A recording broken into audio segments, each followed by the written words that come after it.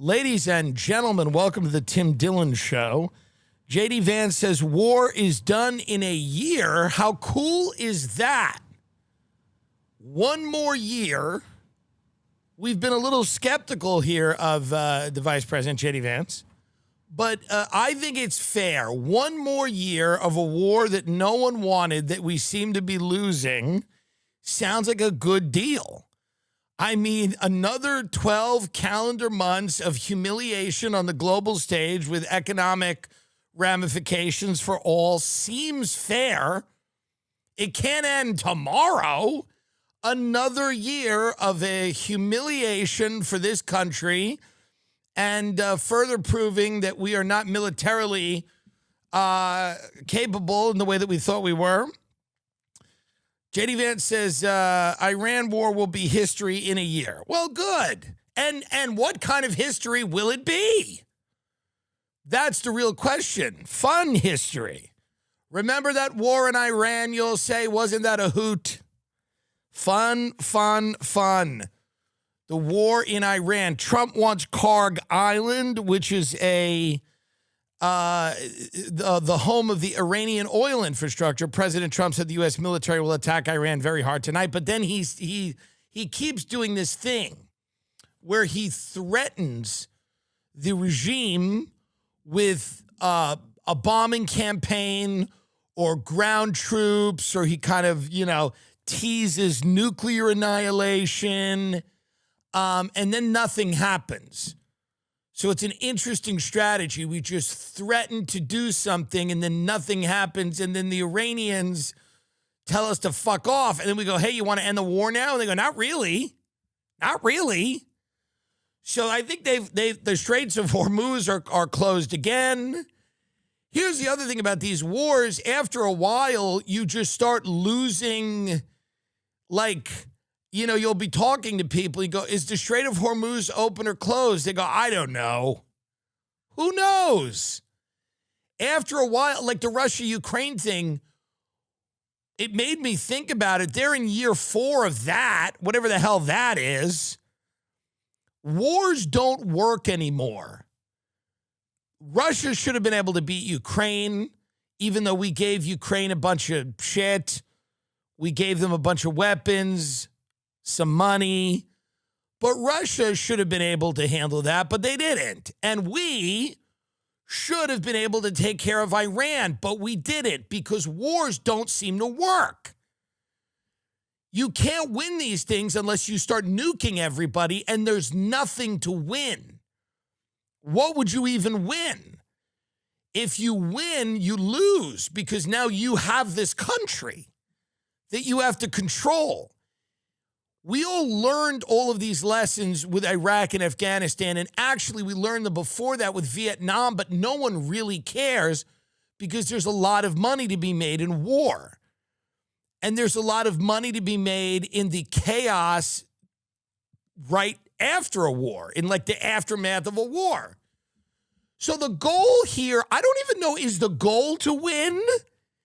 Do the people who push this stuff even believe we can win? Do they even want to win? What is winning? Or is it just kind of like, what if we just had chaos and missiles flew around and they killed some of our guys and we killed some of their guys, and, we hold some territory, give some territory up. That's what they're doing in Ukraine and Russia. I don't even know what's going on in Iran. No one knows. But it doesn't seem to be, you can't govern the world anymore with this use of force. You have to do it the way the Chinese did it. They did it with like Tik Tok. They did it with corporate espionage. They're doing it with the Belt and Road Initiative. They're going all over the world. They're like building schools. They're, making investments in countries and Africa and other countries. The economic reality of the Straits of Hormuz being closed is more of a disruption to the global economy than a missile flying into a base in the UAE. even though nobody wants to see a missile, but nobody wants to see U.S. military bases blown to bits. I didn't. Some people do. But that's clearly not as much of a thing as the Straits of Hormuz. That's all they talk about with this war because it's a choke point where you could sever the pathway where a huge amount of the world, I think it's 40% or something like that, gets its oil. 40% of the world's oil or something in that capacity goes to places like Korea and Japan and all of these places that need oil. And so this idea that you can just militarily affect the change you want in the world, 20 to 27% of the world's petroleum and crude oil goes through the Straits of Hormuz, 20 million barrels a day, which equates to roughly 25% of all global maritime oil trade. It's a big number. 27, 30%, whatever it is, of the world's oil being cut off is a very big number. So you cannot affect change in the military, the way that you thought you could. It's an economic game now. It's an economic game. So I don't know what's going on. I would like the war in Iran to end, but we have to find a way. This is what we have to do. Listen up. We have to find a way to declare victory and leave and claim to have achieved our objectives, albeit realistically, this was a huge humiliation. There's no other way to really say this. But listen, you get knocked down, you get back up. This was a big disaster in every way. The messaging, the actual strategy, everything was bad. From top to bottom, this whole thing was a nightmare. But if there's one thing we have in America, it's a rabid sense of delusion. I was just in another country, in England, for many days, almost a month. They don't have that. And some people say, well, that's sad they don't have it. Because it's nice sometimes to have a, quite unhealthy level of delusion. Most people in our country walk the streets with a level of delusion that in any sane society would put them in a straitjacket. If you've ever listened to anyone for more than, 3 minutes, you're aware of how psychotic most people in this country are. They all believe they are the star of their own movie and they are building an empire. When you leave the country, you realize people go on dates and fuck and go to Spain and they drink wine and they enjoy their lives. You go on a date in America, it's like a nightmare. You're sitting across the table from somebody who's like, if I just get the right team around me, I can finally accomplish what I'm looking to do. I have to build the right team. I had these ideas, but nobody was really supporting me when I needed them to support me. But now that it's starting to bear fruit, I have to make sure that I have an infrastructure in place. It's crazy. Everyone's crazy. So those are the people we're communicating with. So we don't have to stick around in Iran. We just have to find a way to cowardly and shamefully run away, back out, run away shamefully while seeming like we are the victors. This is possible. It's America. I have faith in us. We must turn tail and scram. But while doing that, scream about the victory. Tell people how victorious we are. Shove it down their throats. We must come up with some way to prove that this was a massive success while running away like cowards. It is the only way out. It's the only way out. In the middle of the night, we must move all of our military out of that area And we must have a big press conference here in America, and we claim that we've destroyed Iran and their capabilities have been significantly decreased, and we only stopped hitting them because we are humanitarians at heart. That might be the angle here. We only stopped because they begged us to. Now, meanwhile, Iran's telling us, fuck you, let's keep fighting. Forget that shit. We need to say the only reason that we stopped that war is because they were on their knees begging. 3 days of clashes show the Iran conflict is entering a dangerous new phase. President Trump warns Iran will, quote, pay the price for not reaching a deal as both sides. But then he said, we have a deal like recent. You know, when I record this, I just check my phone before I sit down and go, is there a deal? And there's always a deal, and then there's always kind of not a deal. So that's why the only thing for us to do is the most American thing in the world, run away. Run away. Run away while screaming that we are humanitarians and that we came in there and we destroyed their capability to detonate a nuke in Manhattan, which is, again, why we went into this retarded war, was because Iran was going to have a nuke and they were going to detonate it in Manhattan during the Knicks. And by the way, can I say for a minute here with the Knicks, I wish I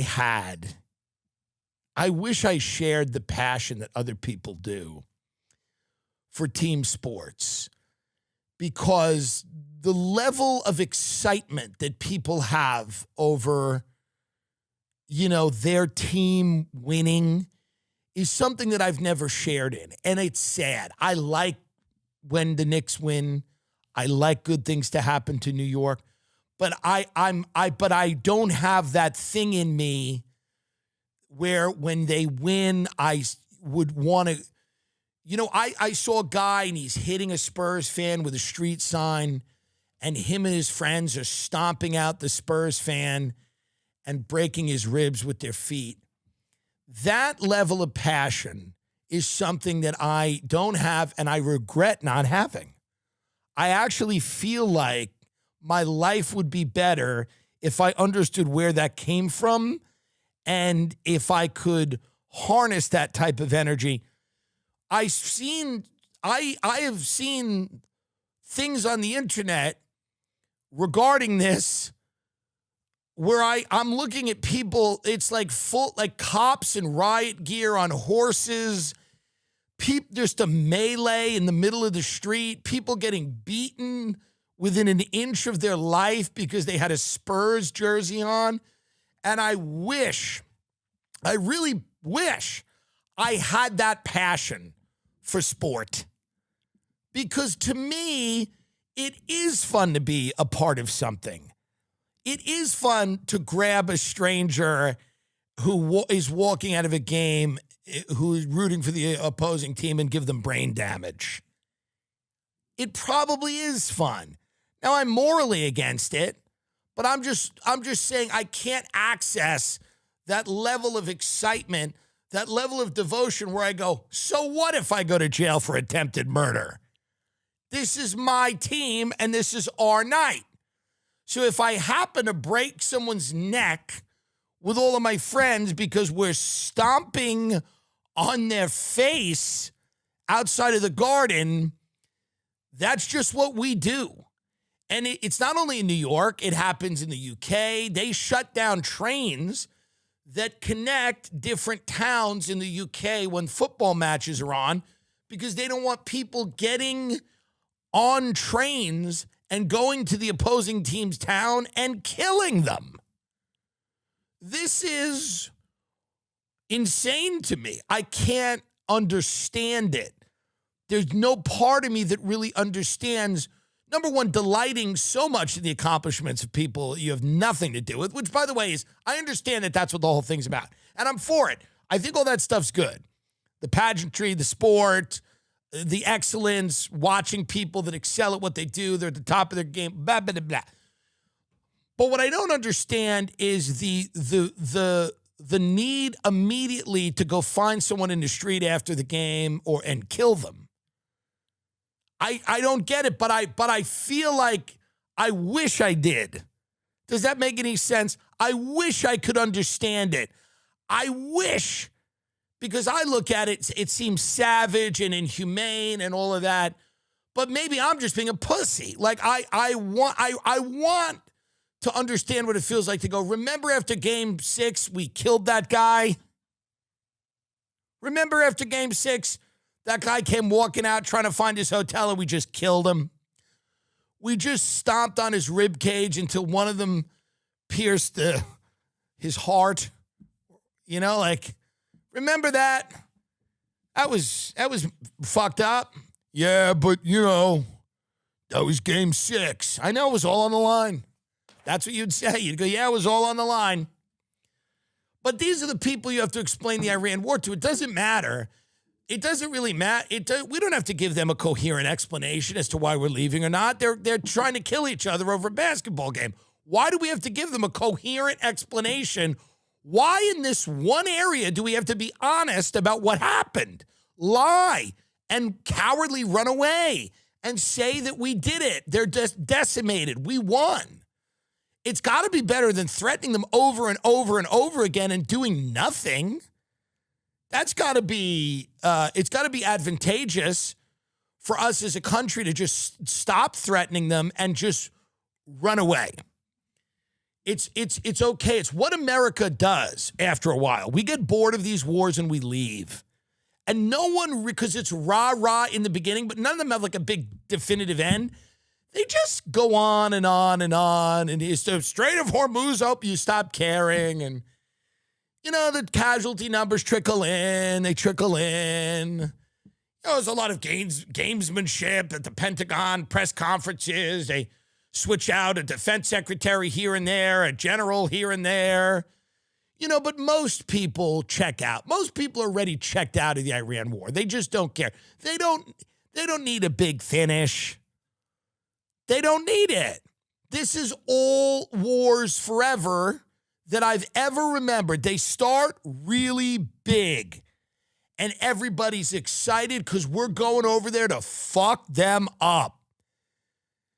And then we usually declare victory prematurely, and then over a period of years, we quietly kind of get out. That's what we do. There's no big, you know, it's not like we stand up there with the head of the guy. That doesn't work anymore. It doesn't work. It's not going to work. Foreign wars are over. Civil wars are back. Folks, I cannot say enough about Ultra pouches. Ever woken up and immediately needed a nicotine pouch and or a cup of coffee to just feel like a human? How many pouches, cups of coffee, and or energy drinks do you need per day to stop yourself from crashing or even from feeling nicotine withdrawal?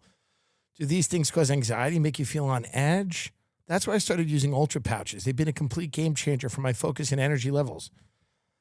I've really just tried them, but they're kind of amazing and they're changing my life. First off, these products are completely nicotine-free and caffeine-free, and you're probably thinking if they don't have nicotine or caffeine, what exactly is in them? Great question. Ultra's partner with leading neuroscientists to design these pouches. They use clinically proven nootropics and adaptogens to deliver immediate focus and smooth energy that lasts 1 to 2 hours. More specifically, they use Affinity PX, L-theanine, alpha-GPC, and vitamins B6 and B12. I love Ultra pouches. Did you know it was possible to feel this energized and focused without any nicotine or caffeine? I did not. I didn't. Egg on my face. I didn't. I was in the dark. People said to me, did you know it was, and I said, well, no one told me, okay? I didn't know. I thought I had to use nicotine and caffeine to have energy and focus. But I usually see myself keeping it at the office right by my computer every day when I sit down to work. I pop one in. Trusted by athletes, entrepreneurs, and engineers around the world. What do you want, folks? Ultra is the ultimate guilt-free pouch, delivering instant focus and mental clarity without nicotine or caffeine. New customers can use the code Tim Dillon to get 15% off. TakeUltra.com. That's TakeUltra.com for 15% off with the code Tim Dillon. After you purchase it, we'll ask you where you heard about them. Please support our show and tell them our show sent you. Do it. Bring up Belfast, some of the riots in Belfast. My people, of course, not in the north of Ireland. I'm southern. I come from, my family comes from Ireland. Anti-immigrant riots leave Belfast on edge. Everyone is afraid. So here's what's going on. More news out of the UK. A Sudanese migrant refugee guy was trying to behead another guy in the street. And there's video of this. And I'm really reticent to play it because, you know, we've played a lot of grisly videos on this show. We played that kid getting stabbed last week. Of course, we've played things Meghan McCain has said. I don't know if we want to really go into this here. Is there a way for you to bring up a video that's not as grisly? But I mean, it's got to have a little grizzle, but not, we don't want to go over the top here because, again, it's a guy in the street, and then there's another guy sitting on him and beheading him or trying to behead him in Belfast, Northern Ireland. Where, by the way, when me and Sam Talent went there and had a great show, there is a great pizza maker there in Belfast who does an amazing job. And you'd say to yourself, and he makes Detroit style, all these different styles of pizza. He's amazing. I don't know his name. We'll get it. But it's great pizza, and he made individual, like these big pizzas for me and Sam Talent. And I would wish I had his name because I would support him. And he said, let's try to find it out. Belfast Pizzeria, because this guy, and I mean, he's probably running around in a balaclava lighting things on fire right now. But it doesn't matter. The pizza was so good. Yeah, I think it's one of those award-winning guys. Did he win an award for this? Is this the greatest pizza on earth? Was that him? It's got to be him. How many Flout Pizza? So let's shout out Flout Pizza in Belfast because they have truly some of the best pizza I've ever had. Now let's get this beheading up. But check out Flout Pizza in Belfast. If you need to refuel while riding and burning and killing, Flout Pizza in Belfast, some of the best pizza you will ever have because rioting can't riot on an empty stomach. All right, so here's this guy cutting the head off another guy in Belfast, Ireland. I'm dead, he's just killed him, hurry up. He's dead, he's completely dead. Yeah, No, he's not. Has he got a knife? Yeah. Get off him, you Can we stop it for a minute? This isn't a great commercial for migration. I'll tell you this. You know, of all the, this isn't like the Reading Rainbow of migration ads here. You have a Sudanese migrant cutting a guy's face off in the middle of the street. The aesthetic of it, not great. Just after 10:30 p.m. last night on Kinnaird Avenue, North Belfast, a man was slashed and stabbed in a frenzied attack with the suspect on top of him on the ground, repeatedly hacking at his head and neck in what looked like an attempt to cut his head off. Blood everywhere. You know what was good at Flout Pizza too? He has a honey. He puts the honey on it, but it's sort of a hot honey, but it isn't. You know, so much of the hot honey now is all you taste is a honey. He didn't do that. I think he used a sourdough crust. It's really good. He's an artisan, and I don't say that lightly. So this guy's trying to cut off this guy's head. He's a foreign national. He's shouting in a foreign language during the assault. So he's on top of the other guy going, and so now play some of the Belfast riots because the people of Ireland, they've had enough. They've had enough of this stuff. And obviously, listen, let's make a disclaimer here. Obviously, you should not be going up to innocent people. No one should be justifying burning the homes down of innocent people or violently attacking innocent people. This was wrong during BLM. It's wrong now. Everybody knows that it's wrong.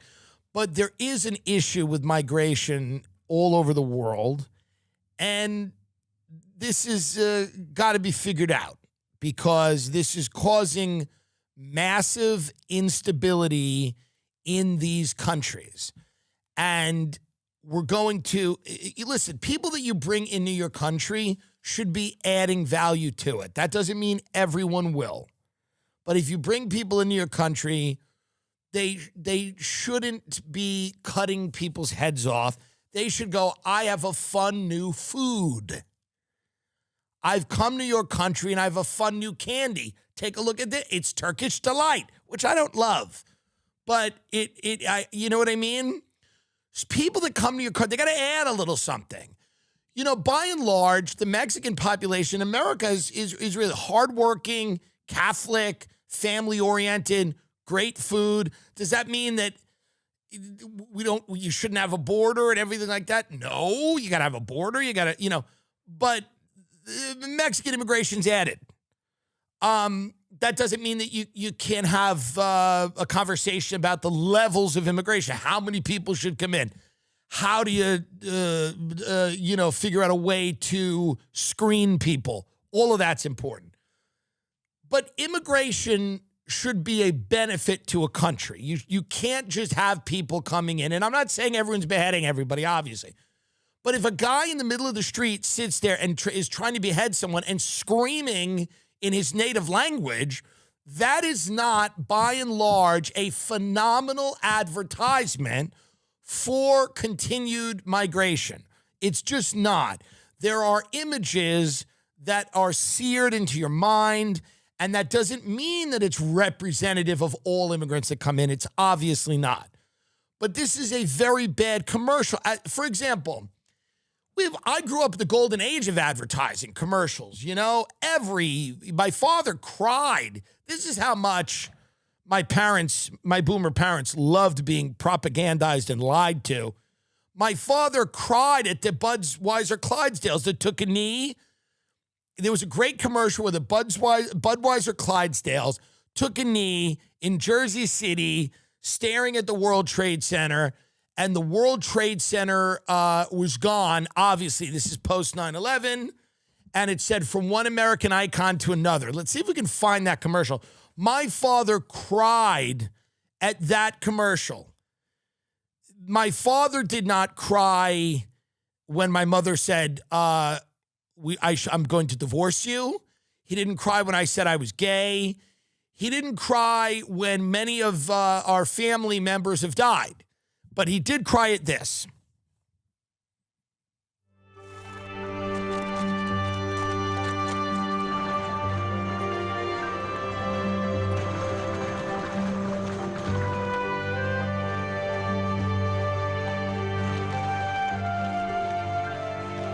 Sobbing like a psychopath, like a drunk psycho.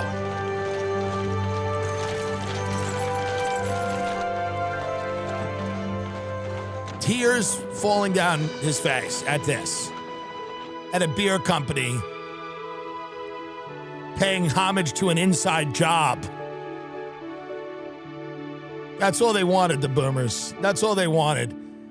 They took a knee. This was powerful. This is power. That's a powerful commercial. We'll never forget.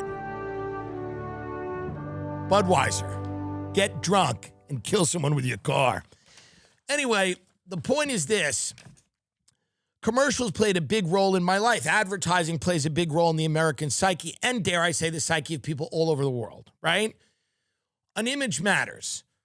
And if you, for example, let's just use a toothpaste, Crest toothpaste, who does not advertise on this show, so I feel very comfortable giving an example of Crest toothpaste. Usually the Crest commercials are like, I got a date and I got to use these white strips to get the stains and the rot off my teeth and the smell of rot out of my mouth. That's the Crest thing, right? Now, if the Crest commercial instead was a guy drilling into the roof of his mouth with a drill and blood coming out, and the guy was clearly mentally unwell and psychotic, and they said, Crest white strips, It can even help this guy. And he was drilling into his mouth, and he was sitting in an empty room, a dimly lit empty room, and he was drilling into his mouth, and the blood was spurting out. And then they called the executives in, and they go, hey, what happened? What is this? My point here is this. This is a bad commercial for immigration. It is a very, very bad. And the government of the UK and the EU, which has now become really a supranational organization where all these countries are losing sovereignty because the EU is determining the levels of immigration, or it certainly wants to. And the EU is determining fiscal, determining monetary policy, eventually fiscal policy. The EU is determining the greenhouse gas emission standards. The EU is a supranational organization in Brussels where they're going to decide how countries like Ireland are governed and what the people in those countries have to put up with. So play it again. Just play that again. And again, it's grisly, but I got to make my point about a commercial. This is a commercial for continued Irish migration. Here it is. Hurry up. Dad, he's completely dead. Yeah, No, he's not. Has he got a knife? Yeah. Not good. Get All off right, him, you so- fucking... Get off him, you fucking rat. That's great. Play her. Let's hear that one more time. Get off him, you fucking rat. Has he got a knife? Yeah. Get off him, you fucking rat. You fucking rat. All right, so the people in Ireland do not want to be beheaded. And of course, that is racist. Obviously, it is racist. If someone ceremonially is beheading you because they come from a country where that's done and you don't understand that, that is an inherent racist attitude that you're having that you need to look into. You need to look into and address those feelings. Just like if you're unattracted to trans people, you're transphobic. If you don't want it to be beheaded in the middle of the street, you are a racist on some level. It's buried. It's deep. It's buried. But if you look at a guy screaming in a foreign language while he cuts the face off one of your neighbors and you go, I don't like the direction this is heading in, you have an internalized racism. Just like if you don't want to go out with a woman and suck her cock at the end of the night, you are a transphobic person. This is just, now it may be buried. It may take years of therapy to unearth and get out of you. So let's look at some of these riots now because people are unhappy, and this is what happens when people feel like they don't have power to affect change anyway, but violently. The BLM riots. People may agree or disagree with them, but a lot of black people in this country felt like policing. There was not enough accountability for bad cops who did things to the black community and then were able to escape without any accountability.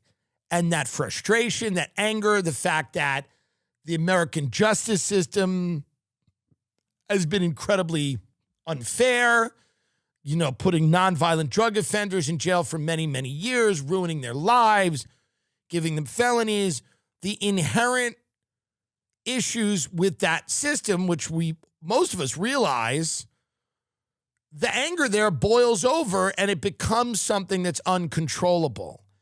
And here, in the same way that people feel like they cannot affect change, they cannot get the government of their country to listen to them, they're begging for less immigration. Whether you agree with it or not, it's still a democratic country and they do not want it. Every poll shows that they do not want it, but they cannot stop it. They have no power to stop it. And so now here they are out on the street. This is Northern Ireland, Belfast. Tonight, police firing water cannons against rioters as they threw projectiles back. A new evening of more violence exploding in Northern Ireland. Protesters building a blockade.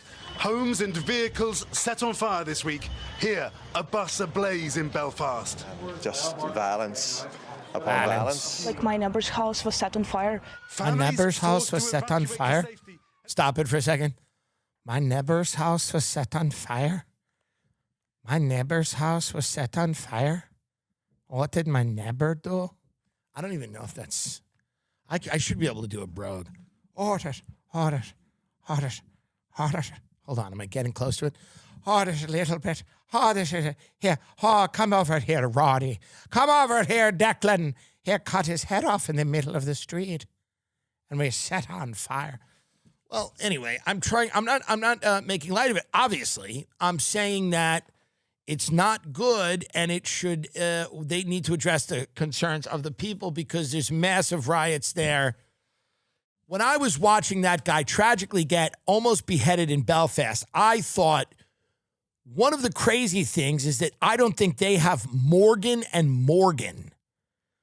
Morgan & Morgan is America's largest injury law firm with over 100 offices nationwide and more than 1,000 lawyers with over $30 billion recovered for over 500,000 clients. Morgan & Morgan has a proven track record of fighting to get you full and fair compensation. They just won in Florida. They just won a $644 million verdict for a client after the defense argued that the victim and his wife should receive nothing. When hiring Morgan & Morgan, it's like hiring an army to fight against big insurance. If you were injured by the negligence of another, you deserve to get paid. And the best part, they're fee-free, unless they win. If your loved one is ever injured, you can check out Morgan & Morgan to learn more. Go to forthepeople.com/Jim or click the link in the description below. That's forthepeople.com/Jim or dial #law from your phone. This is a paid advertisement. Hims. Many people talk about ED, but they don't. They don't talk about it. So you know what I'm saying? Good. If something's been off in the bedroom, you're not the only one. A lot of guys wait longer than they need to take action. The difference now, getting real treatment is simple, and through Hims, it's 100% online. At some point, you stop blaming stress, sleep, or just getting older. If bedroom performance is a question, it's probably crossed your mind to do something about it. The good news, you don't have to jump through hoops to fix it. ED is way more common than most guys think. Millions of guys deal with it at some point, and that's exactly why Hims offers a straightforward way to handle it. Hims connects you with licensed healthcare providers online, giving you simple access to legitimate ED treatment. To get simple access online, personalized, affordable ED care, visit hims.com/Tim. That's hims.com/Tim for your online visit. hims.com/Tim. Prescription required. See website for details. Important safety information. Sildenafil is the generic version of Viagra. Viagra is a registered trademark of Viatris Specialty LLC. Hims is not affiliated with or endorsed by Viatris. Elon Musk is talking about this and other issues. Now a trillionaire, by the way. Congrats to Elon Musk for making $1 trillion. I feel good about that. You know, I do think it's good when someone has $1 trillion. I do. I think, you know, if I wanted to give a commencement speech and I was not allowed to, I petitioned several colleges and it was no's across the board. And then they've got, we got Noah Baumbach. You see that speech at Vassar? It's like, oh, it's so genius. Noah Baumbach, these like dumb cliches. He's like, you know, I'm Noah Baumbach and da-da-da. It was whatever. It was mediocre slop. I'm not saying he's not talented. It was a mediocre slop fest, that speech. It was a slop fest, that Noah Baumbach bullshit at Vassar. And I watched it because everyone's like, he got a standing ovation. It's profound. And the whole thing's about he wrote a play in college and it got a bad review. But he persevered. Who gives a fuck?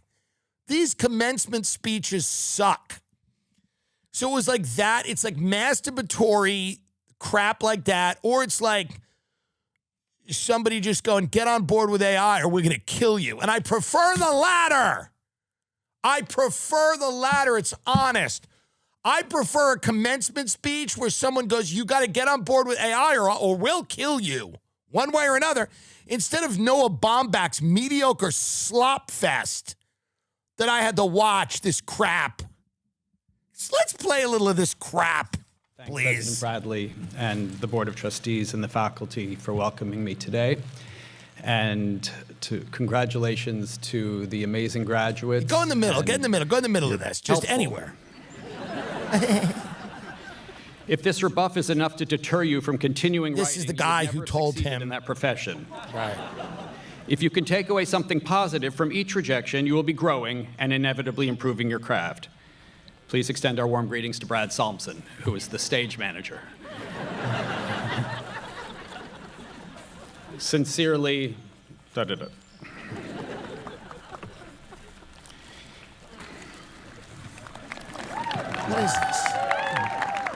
Keep playing. Keep playing.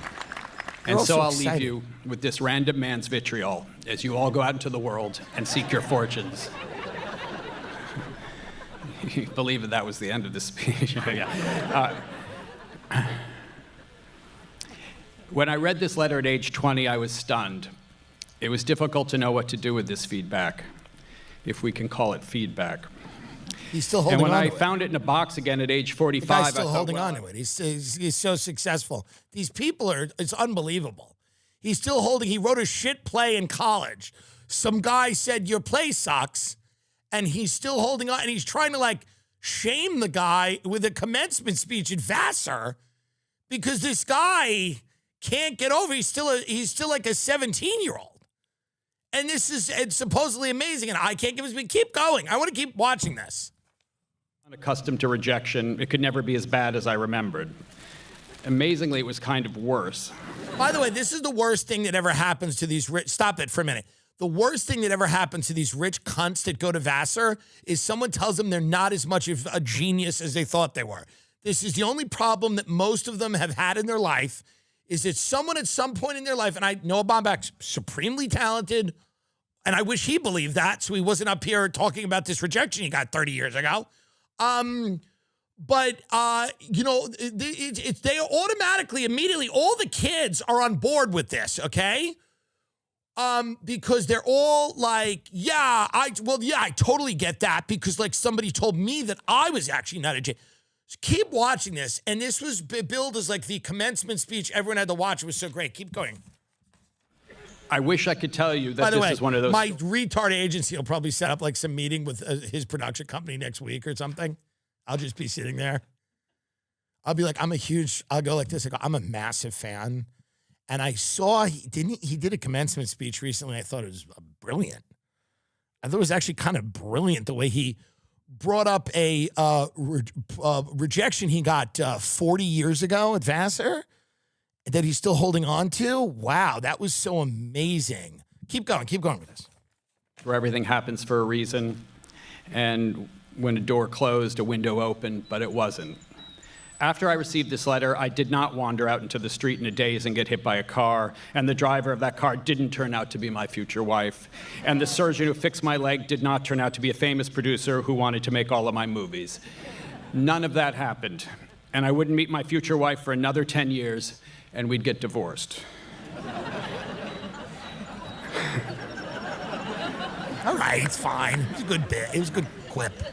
No, there was no minds. unexpected rose that came from this sharp thorn. So why do I share this with you? Yeah, why? What can we learn from this? What? Tell me. I'm waiting.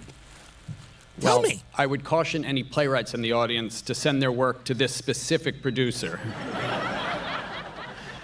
But when I looked him up a few years ago, I discovered that he'd passed away, which also put to rest any hopes I had of reaching out to him and inviting him to the Oscars. Oh, how gross. How gross. How petulant, childish, and gross. How petulant, childish, and gross that you're using your commencement speech at Vassar to settle a score with a dead guy that didn't like a shit play you did 30 years ago before you even knew how to do the thing you're doing. What a disgusting, get him out of here. But so what I wanted to give a commencement speech, this was going to be my commencement speech. Ready? I don't know who would let me do it. And I'm going to freestyle it as I do every episode, everything I say, but I don't know who would let me do it. What college would let me do it? A community college, right? Like Fresno or something in California. It would be a shit one, be a bad one. Because they have graduations for community college because certain people from a community college will then go off to a 4-year degree. But most of them, after they graduated community college, they will then start a terrible life. But they don't want that to be known. So there is still a graduation. I don't even know if they have commencements. Can you ask one of the AI, Claude or whoever, ask them if they have commencement speakers at community colleges, because that's what I would be doing. I'd be giving a commencement speech at a community college to losers. Yes, community colleges frequently include commencement speeches in their graduation ceremonies. Try to YouTube one. YouTube community college commencement speech. Who Who is going out to do? We know Noah Baumbach goes to Vassar. Who's doing them at the community college commencement speech? Who would do? Oh my God. Is this real Fresno? This is amazing. Who is this? This is a guy who's giving a speech at a community college. Somebody named Mr. Paul Calvo. Who the hell's that? Okay, let's listen to him. Can we listen to it? Did I have volume? Couldn't be anyone else. What is it? Hope Corps music? I'm very curious because I just said Fresno as a joke, not even realizing it, but that's kind of interesting that the Fresno Community College even brings in a commencement speaker. I would figure they would just bring in a public defender to tell everyone about their rights and about that they didn't have to consent to a legal search and seizure. And if your wife accuses you of hitting her, never say anything before there's a lawyer. But apparently they actually have a commencement speech, which is amazing. But anyway, my commencement speech would have been this. I would have gotten up and said, Elon Musk, ready? I'm at the community college commencement speech. Now, I'm dressed just like I am. I'm not dressing up. I'm not dressing. And I tell the kids that. I go, I'm not dressing up. This is no longer a world where we dress up. There's nothing to dress up for. Am I right? What, did you wear a suit when your brother died of fentanyl? Because that's the only thing left to wear a suit for anymore when someone you know is dead. Anyway, it's good to be with you here at this commencement speech. I want to thank Fresno Community College for inviting me. Elon Musk is worth $1 trillion. What do you think about that? He's worth $1 trillion, and what have you done? You've sat in this school and you've listened to teachers talk to you about the future. You've listened to teachers tell you that hard work and dedication to craft and honesty and integrity mattered. And maybe it does and maybe it doesn't, but who cares? $1 billion is not real money. Look at me, Fresno Community College. $1 billion is not real money. $100 million is a joke. It's a fucking joke. To have $100 million is a fucking joke. Oh, is this him without the... You are about to be handed is real. Let's see what he says here. It will open doors you cannot see from where you're sitting right now. Yeah, the door to a jail cell. I know some of you are transferring. Some of you. Stop it right there. That's what he goes. He goes, I know some of you are transferring, but most of you, this is it. You went to Fresno Community College, and now your horrible life starts. And I like, does he say most of you or some of you? Go back. Let's run that back. And to be honest, I think he says some of you. I don't even think he says most of you. He knows they're not going anywhere. Where are they going? Where the fuck are the kids at Fresno Community College going? you are about to be handed is real. It will open doors you cannot see from where you're sitting right now.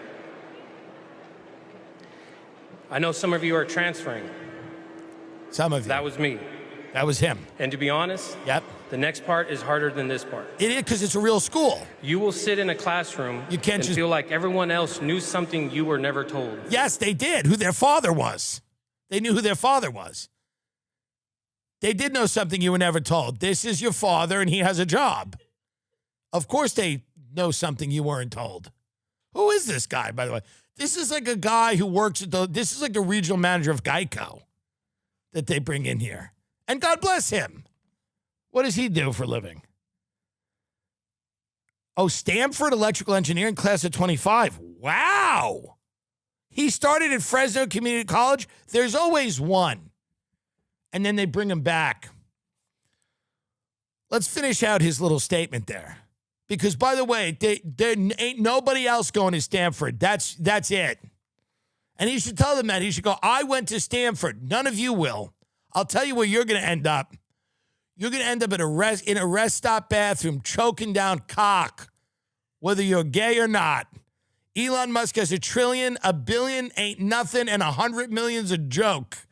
You can't get a house. A house is $3 million, a smoothie's $45, and an Uber to go kill yourself is $89.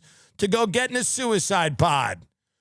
So shut the fuck up. I went to Stanford and you're not gonna. You don't have the money in your bank account to order an Uber to once a suicide pod. You're going to borrow that money from a friend to go and end your miserable life. Elon Musk has $1 trillion. You've got shit. You've got shit. Going to a steakhouse now for a meal is costs what you pay for rent. So it's over for you. Your generation's been fucked. And you'll continue to be fucked, and many of you will go insane. This is what I would say. Many of you will go insane, and the process will be quick. It won't be long. It won't be something that takes place over years. You will snap. Quickly, you'll be in traffic. You'll get the 15th job rejection, and you'll snap. And that's when you're going to want to grab a weapon. And a lot of people on this commencement speech will tell you to not do that. Not me. Not me. We've left you no choice. We have left you no choice but to grab a weapon because we have put you back. We're putting you back in the bush. You're going back to nature. You're going back to the jungles again. You will fight for food. You will fight for water. You will trade. And you will barter, and this is your life now. I'm sorry. Favors, ask somebody for a ride so you can sell your blood or semen or whatever you got left. Unless you find a way. Unless you find a way to go on Polymarket. And it's not an ad for Polymarket, but they should give me more money than they've already given me. Because I would say that to the kids. I would go, it's actually just Polymarket for you, or you will live in a car, and you will have to choose which one of your children to sacrifice, like Meryl Streep did in Sophie's Choice. Can we continue with this guy? I like this guy. I like him a lot better than Noah Baumbach. He died, so I couldn't invite him to the Oscars.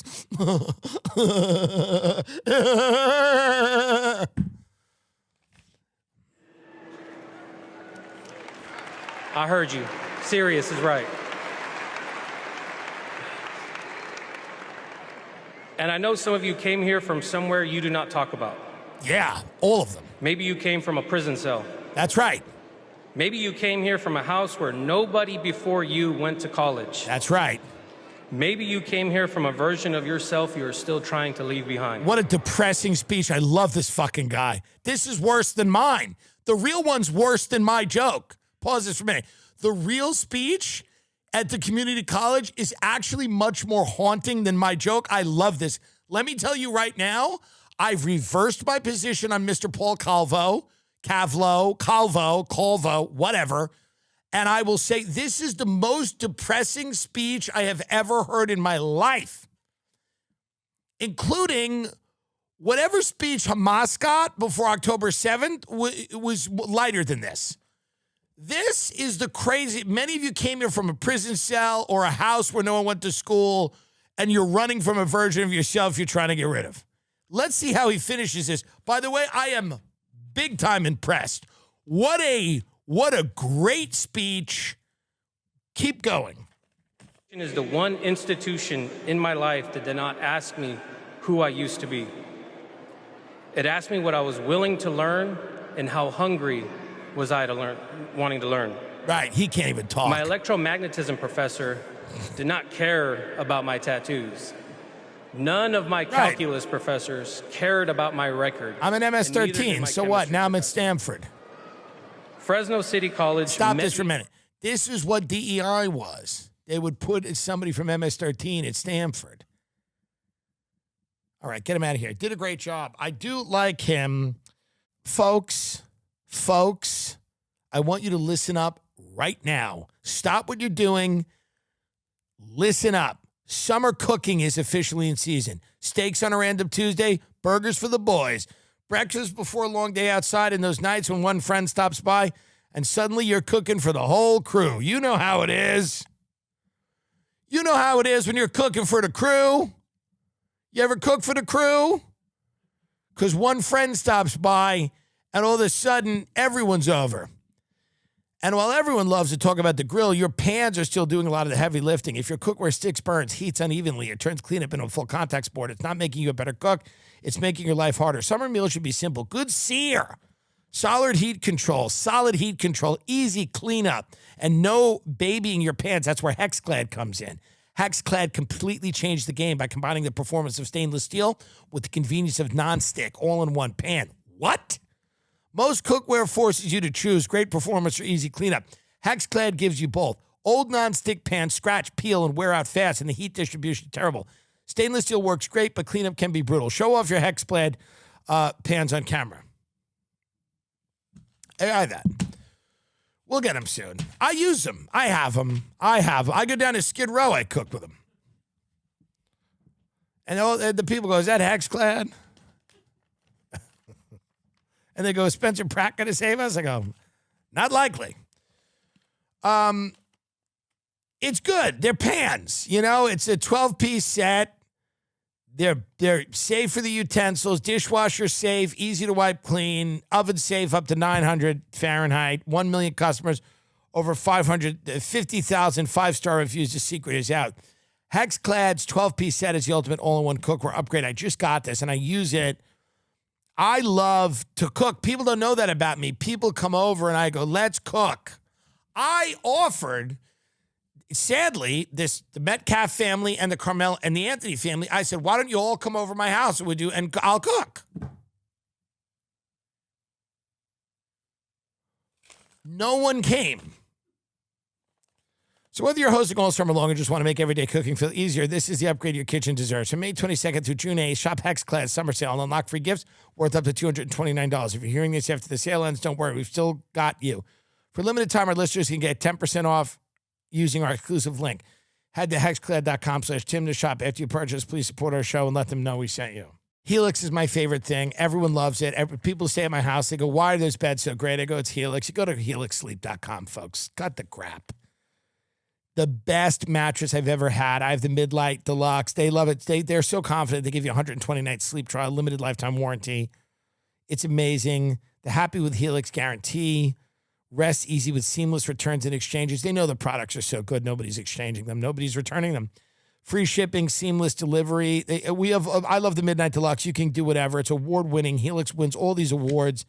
Shopping for mattresses is one of the worst things you can do. Go online, helixsleep.com/TimD.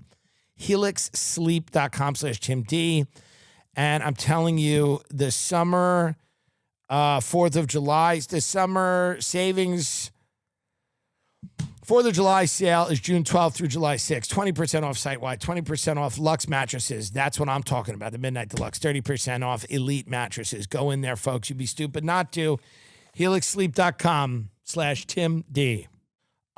Bari Weiss, friend of the show, big fan of Bari, as always, and her mission to destroy all life on Earth, sponsored by the Ellison family.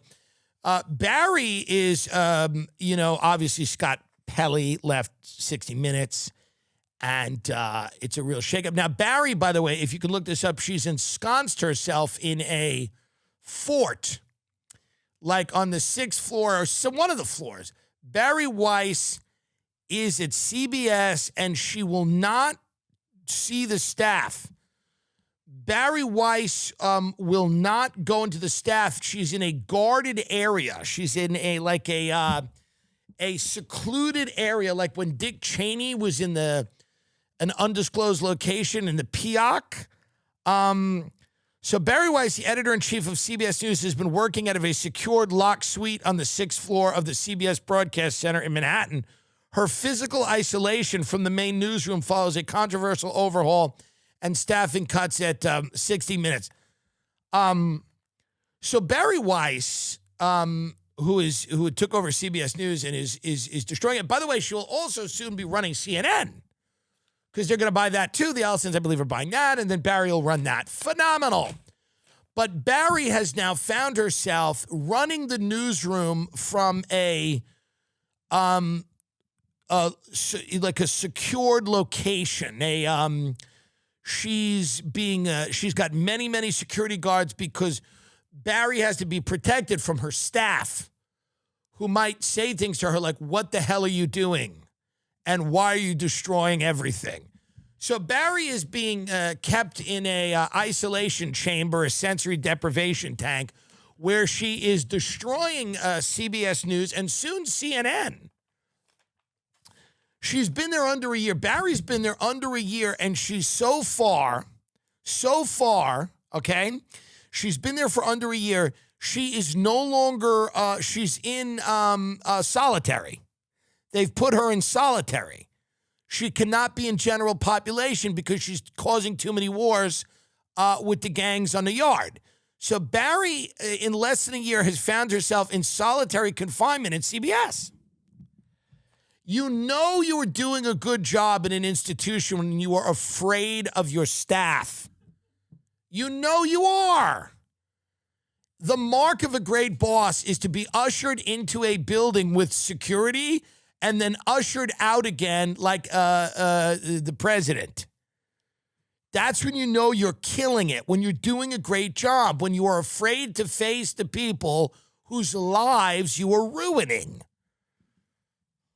So because of this great job that she's doing from her isolation chamber on the 6th floor, they have decided, for no other reason than her performance, for no other reason than Bari's performance, she's being elevated to the head of CNN. Get that up. Bari Weiss will be overseeing editorial at CNN. Now, you might say, oh, I'm living in a bad dream. No, you're not. You're living at the end. Yahoo, here you go. Go up a little bit. Bari Weiss, within weeks, I'm sorry, hold on. Go up just a little bit. There you go. The Hill, not Yahoo. What am I talking about? Yahoo. The Hill. Bari Weiss expected to extend takeover to CNN once the Warner Brothers Paramount deal is final, which they've just finalized. So Bari Weiss will now be running CNN. Now, here's the question. What bunker will they build her at CNN from which to run it? Or will she run CNN from the bunker that they have built from her at CBS? Or, here's another thought. Do they build an off-location, an off-site bunker, like a nuclear silo, several stories underground where she will destroy both networks from that? What is the most efficient and safest play for her? I don't know. CBS has started construction of an off-site missile silo where Bari Weiss will work. She'll continue to work. Controversial porn star Bonnie Blue is now pregnant and announces her baby shower will be a golden shower. Bonnie Blue says she is inviting the public to celebrate her baby by peeing on her and having sex with her. Recently, she was seen drinking in a nightclub while pregnant. I'll tell you right now, this Bonnie Blue, and you know me, I don't like to judge. This Bonnie Blue seems to be an unstable woman who, this has got to be, whatever she's doing has to be illegal. Like whatever is going, and you know me, I'm not a theocrat, but she's got a baby inside of her. She's drinking. She's telling people she wants to be peed on. Here's a question, folks, and it's an actual question. Is this a real person? Like, is this I'm genuinely, sometimes I see these people that are out there and I go, is this an actual human being? Is this like a government thing? Is this an alien? Is this something? Is this an actual human being who's doing this? And by the way, maybe she is. I'm not saying she isn't, but is this an actual person who is doing this? It's an interesting question. Because she should be in jail if she is deliberately harming her unborn child. It's disgusting. And we're going to just go back to Cotton Mather Protestantism in this country, like deep hellfire brimstone, because it's the Bonnie Blues of the world, or the fact that we're calling everyone queer now, like gay and lesbian doesn't even matter. Everybody's queer. and everybody has to subscribe to this idea that men and women are a fiction, and these are completely, these gender roles have been completely socially constructed, and children can choose their gender. And the gay marriage percentage of people that approve gay marriage is dropping. The percentage of people that approve gay people in general is dropping. It almost seems like it was a bad idea to tell a bunch of people that their 7-year-old could choose their gender at school. Doesn't that seem like not so much of a good idea to these idiots that I talk to who think everything's an overreaction and everything's overblown? Maybe it is an overreaction, but like they're debating some new law in New York where they're gonna replace men and women or father and mother with gestating person. Like all of this shit is so silly and ridiculous. And why? Is this anyone's problem? Did the words father and mother bother anyone? I thought like people not having health care bothered them. I didn't think they cared about the word father and mother. Who is this oppressing? This is what I mean about the fights that the Democratic Party needs to avoid if they want to be taken seriously. This idea, and I'm all for trans people living their lives, and I'm all for gay and lesbian people obviously living their lives. I don't want to be told that I can't get married, but I'll tell you this, if they do reverse it, I'll marry a fat heiress tomorrow, like a fat heiress, and live better than anyone. I'll marry a fat heiress, a pig in a blanket. I will marry. I'll walk down the aisle with a pork chop in line to the throne, a fatty boom batty of means. So I will always, but this is what's good. The reason that people are reversing their earlier positions on things like gay marriage is because the gay movement is pushed so far, the trans movement is pushed so far that people are getting tired of it. People are just tired of having to reconsider and reevaluate everything in their lives. You have to give people a little bit of peace. You have to give them a little bit of peace. You cannot keep telling people that they need. You have to respect people's religious beliefs that differ from yours. You have to allow for disagreement. You have to allow for people to not agree with you without feeling like they need to be, tied up and yelled at until they agree with you. You need to allow for these things. And if you don't do that, you're going to create this world that you supposedly don't want.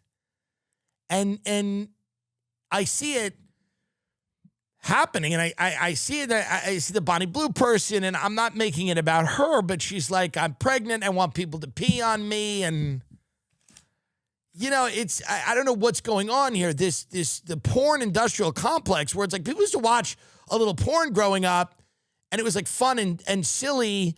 Now people are addicted to it. Their dicks don't work. They're on SSRIs. They're whatever. They're throwing their lives away. They can't go out with women. They're and this Bonnie Blue and people like that are pushing things into a deeply troubling place where, like, I don't understand what motivates this woman. I don't understand what motivates this woman. It's very disturbing to me that I just adopted a kitten and I care more about it than this woman seems to care about her unborn child. I was going to bring it on the show today, but it's not ready. It's a golden British chinchilla. It's long-haired. It's supporting Rupert Lowe and the Restore Party in the UK. The name of the kitten is Albert. He's turned on Nigel Farage, who he feels like is too soft and a grifter, and is now explicitly backing Rupert Lowe and reform. That's my cat. So he wanted to come on and do a whole thing. He wanted to read a statement about restoring the sovereignty of Britain, keep Ireland, Ireland. He's got a little hat. Not today. Let's wait, but I don't like this Bonnie Blue's getting peed on. And I mean, pee on people in private. You know what I mean? Let's finish here with this paradise body positive community for women turns dark after founder accused of predatory behavior. Let's end here on a feel-good story. This is a bunch of fatty boom baddies here. It is a community that promises body positivity in a safe space for plus-size women, but its founder has been accused of predatory behavior. Can't fatties just join a cult without worrying about some creep? Can't a bunch of fat women just join a cult without worrying some creeps just doing it for some creepy reason? Let's watch a little bit of this. Back in '99, my parents took my brother and I for a 5-week round trip across the US, including Disney World in Florida. And all of a sudden, in the aquarium section, there was this super-sized girl just walking around. I was obviously way too shy to talk to her, had my parents in tow, so I would never. But there was a wake-up moment. It was like, okay. By the way, pause it just for 1 second. I'm calling you right now, society, we have 10 years left. I'm telling you right now, we have 10 years left. Whatever this thing is, won't go on for another 10 years. I'm telling you. We have about 10 years left as a society. After this, everything we've covered this whole episode, the college graduations, the guy's like, you came here from jail, your parents didn't go to school, and you're running from a version of yourself that you no longer want to face. That's the positive speech at the college graduation. This guy has a cult of fat women because he got inspired by some whale he saw at Disney World. They're burning buses in Belfast. People are beheading each other. And even more disturbing than all of that, they're giving Bari Weiss another job. So we have about 10 years left. Continue. Paradise on 3. 1, 2, 3. Paradise! Like, how do you want to do it? Take your dress off. And I like these biggins because they're big. Look at the people that are at the house right now. It doesn't get any more beautiful than these girls. Yeah, strut! Strut! Strut! This right here is a message of paradise. You're afraid of the judgment. You feel like, I'm fat, I'm gonna die alone. But it's never the truth. No, you got I'm this fat, guy. But I'm not ugly. 5 years ago, there's no way I would have been able to do that. My whole intention with Paradise was always just to bring positivity. Well, I don't even want to learn that this went wrong. I just want to labor under the delusion that this worked out for all these fat women and this creep, this weirdo, this guy. I don't want to learn he was some predator. I want to go to bed tonight believing in this community of fatty boom baddies and their weird feeder fetish father. And I don't even want to learn I don't want the next shoe to drop. Much like we have to believe that we won the Iran war to run away like cowards that were humiliated, we also must believe that these fat women were brought into this man's home and treated appropriately. I don't want to live in a country where this guy gets a bunch of fat women in a house just to be some type of predator. I want this to be wholesome and joyous and fulfilling for everyone involved, including him and the women. And I don't want to believe it. He describes how his obsession with plus-size women began at Disney World in Florida when he was a kid. You know, listen, different strokes, different folks, you know. Is that the thing? Different strokes? Is that it? It is, right? Well, folks, we've done it all. Congrats to Elon Musk again for having $1 trillion. I wonder about that. I think, is it good for democracy where one guy who owns a social media app and has contracts with the government has $1 trillion? I don't know. Rockets are fun to watch, right? I mean, are we really going to get lost in whether eventually... He hasn't hired Bari Weiss yet. I'll tell you that much. I'll tell you one thing about Elon. I'm not really a huge Elon fan, but I'll tell you the one thing that Elon has not done with $1 trillion is carved out money for Bari Weiss yet, and we don't know. We hope everything gets better in Northern Ireland. I don't have I love, obviously, my grandparents are from Ireland, blah, blah, blah, blah, blah. But do I have a connection with Ireland? No. Like Bill Maher said, if you can get this up, if you could just find this. Bill Maher said once when he landed in, I don't know if you'll be able to find it. I forget who he was talking to. He said when he landed in Ireland, he started crying because he felt such a connection to Ireland, which is such horseshit. It's unbelievable. But people just say things and lie all the time.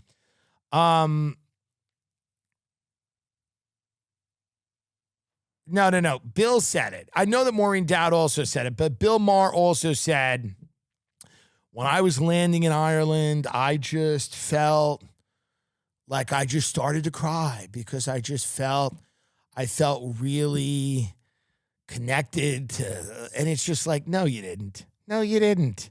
No, you didn't. That's crazy. We'll find it. It's not a big deal. We don't have to keep looking for it, but it is true. And I don't feel that way when I land in Ireland. I go, all right, fine. Beautiful, gorgeous country, lovely people, good butter, good bread. But, I hate to see it burning.